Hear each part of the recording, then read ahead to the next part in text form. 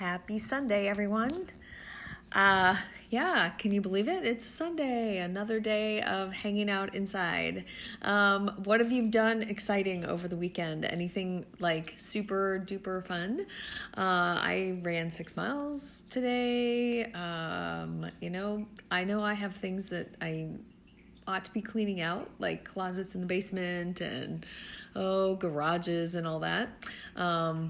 I don't know what you guys have been doing, but I haven't done that part yet. No, I did do my pantry last week. That's true. I did do that. So anyway, we're on, kind of this crazy quarantine lockdown thing.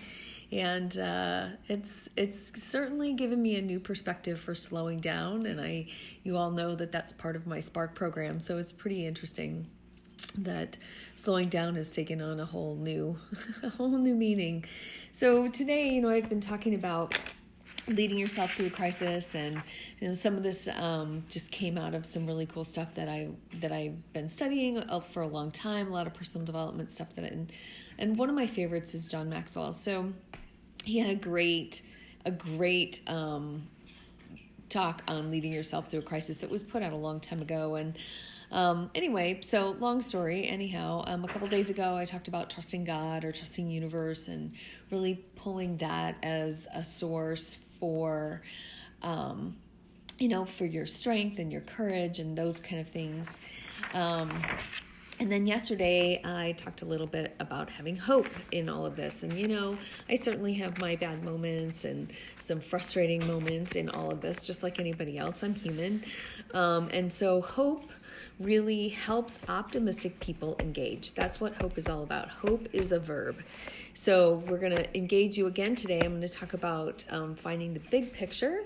And today, when I went running, I decided that I was just going to run until I could fix my attitude, because I had a pretty crappy attitude this morning. So one of the things that happens when I run is I figure out what I'm grateful for. And that usually does the trick, right? And it also allows me to pull up to this big picture and okay, so what does the big picture look like, right? There's a lot of uncertainty in all of this.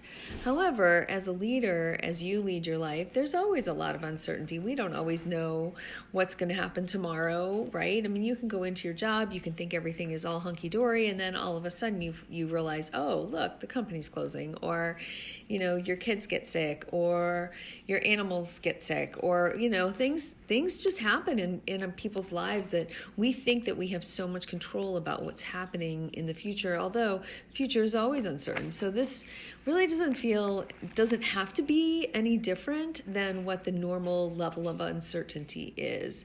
So I totally agree that gratitude is the key, and staying in that space of really seeing that gratitude piece for sure.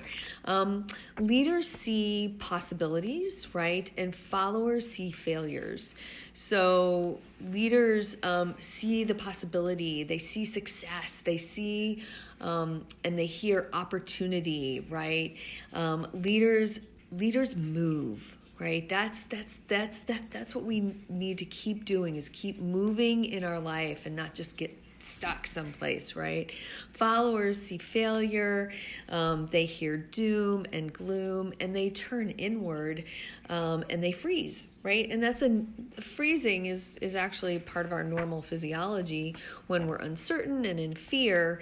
However, at this place, you can breathe and choose your reaction to all of that fear. And it's okay to feel the fear and just go, okay, look at that. Oh, I'm afraid of this, or I'm afraid of that. I certainly have some fears around all of this too. However, I'm choosing to lead out of it, right? We're going to lead out of it, and we're going to move our life anyway. Right, so we're going to feel that fear. It's not going to kill us. It may feel gross. It may feel anxious. It may feel like panic. It could feel like a lot of different things, and it doesn't have to stop us. We can go, oh, look at that.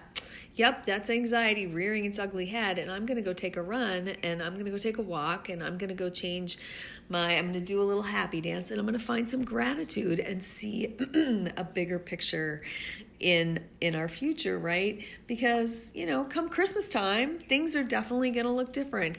Come August, things are going to look different than they look now. And so, although there's a lot of uncertainty, pull back and realize that this is not going to be our forever. It's not.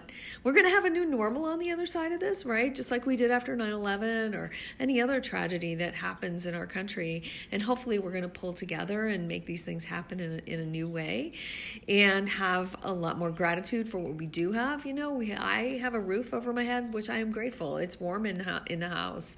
I still have lights on. This is not that kind of tragedy. So, back up and really look at the big picture and see where you can find your gratitude.